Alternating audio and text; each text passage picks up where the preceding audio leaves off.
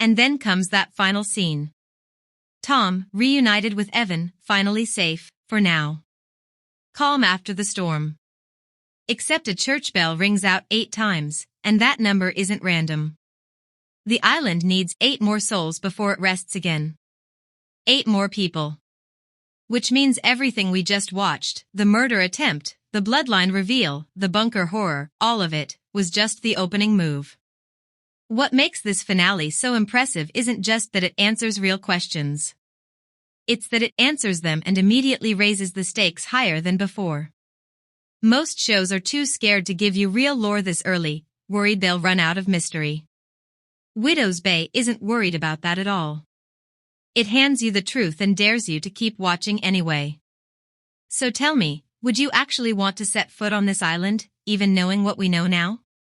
Drop your theories in the comments, because this island isn't done with us yet, and neither is this channel. Subscribe, so you don't miss what happens when those 8 souls come due, you said. Panic takes over immediately, and that's before things get worse. Tom tries to reverse what he's done, to get those pills out of Ruth's system before it's too late, but he's not fast enough. Bichir steps in and shoots Ruth himself, because his own child is about to be born on this island, and he refuses to let his baby be trapped by this bloodline the same way. But here's the part that should make you sit up: Ruth doesn't die. Reports online are already speculating about whether the island itself is protecting her, keeping her alive for reasons nobody understands yet. Tom, meanwhile, lies.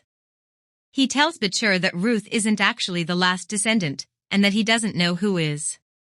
Which means Tom now has to protect his son from an island full of people who would kill to break this curse, and that puts him in direct conflict with both Bichir and Wick heading into Season 2.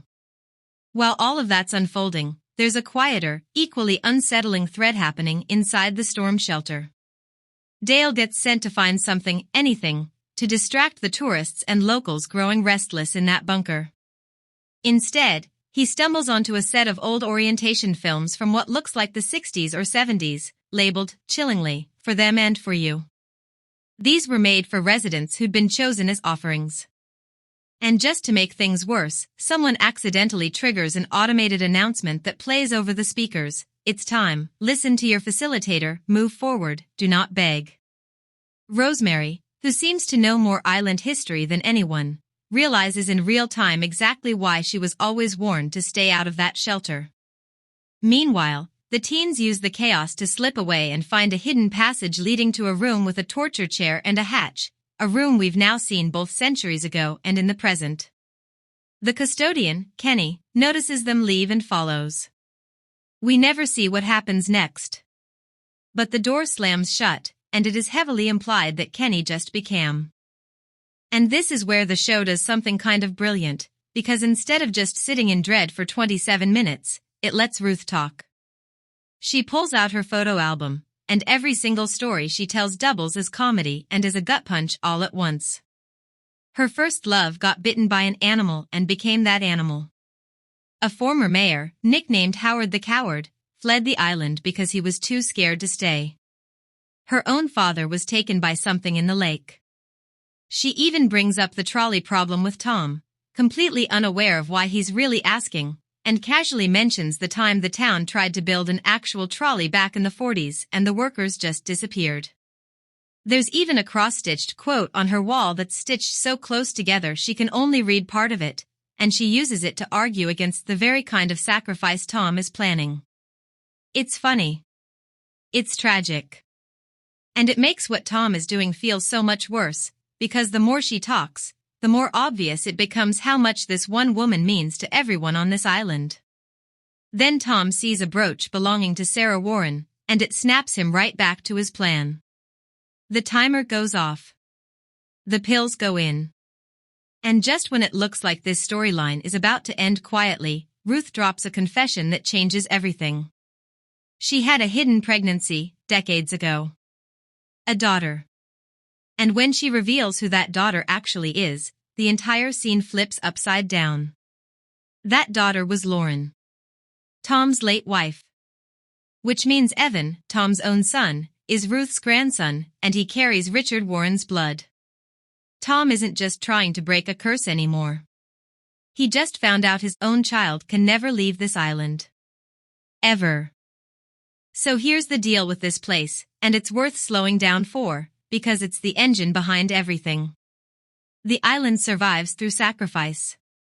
Human sacrifice, to be specific, tied to a covenant struck by a man named Richard Warren more than 300 years ago. And buried inside that covenant is a brutal little clause. As long as living descendants of Richard Warren remain on the island, nobody born there can ever leave. Not safely, anyway. Try, and the island makes sure you don't survive it. By the finale, we finally learn who those last two descendants actually are. And once you know who they are, you understand exactly why one man is about to do something unthinkable to try and end this curse for good. That man is Mayor Tom Loftus, and what he attempts next is somehow both horrifying and darkly hilarious at the same time. Tom decides the only way to break this thing is to end the life of his 84-year-old assistant, Ruth, because she's tied to that bloodline. He goes through her medical records.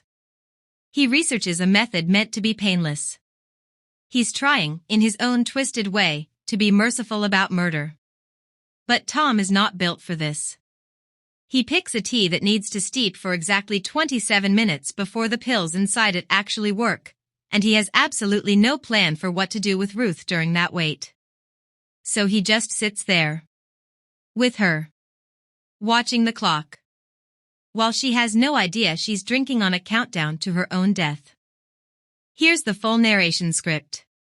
There's a fishing village in New England where leaving the island can get you killed, and somehow, that's the show everyone wants to move into permanently. People aren't fleeing this place. They're begging to come back. And if you've already seen the finale of Widow's Bay, you know exactly why that's such a twisted thing to admit out loud.